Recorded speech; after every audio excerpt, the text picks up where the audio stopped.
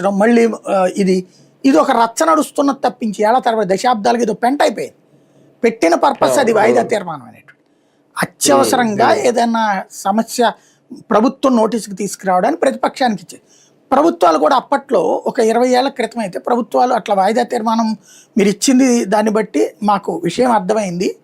ఇది చంద్రబాబు గారు 2004కు ముందు, తర్వాత రాజశేఖర రెడ్డి గారు 2004 తర్వాత వచ్చినప్పుడు ఆ ప్రొసీజర్ నడిచేది. వీళ్ళు వాయిదా తీర్మానం ఇచ్చినప్పుడు మీరు ఇచ్చిన పర్పస్ మాకు అర్థమైంది అంటూ దానికి ఏదో ఒక స్పష్టమైన ప్రకటన ఇచ్చేది ప్రభుత్వం.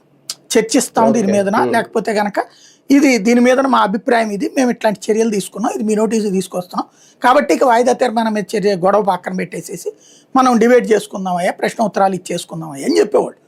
అది నైతికతతో కూడినటువంటి డిబేట్.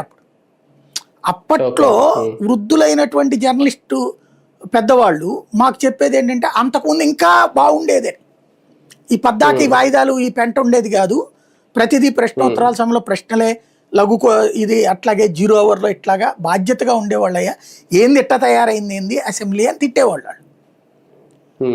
నాలాంటి వాడికి ఏంటి అంతకు ముందు ఏందో తెలియదు, లేదో చేదస్తంగా మాట్లాడుతున్నారు అనుకునేవాళ్ళం. ఇది గొప్పగా అనిపించింది ఇప్పుడు చూస్తే ఇప్పటి దరిద్రంతో పోల్చుకుంటే నా యుక్త వయసులో ఉన్నటువంటిది కరెక్ట్ అనిపిస్తుంది సభ నేను చూసింది. అప్పుడు కాస్త నైతికత ఉంది, ఇప్పుడు నైతికత లేదు.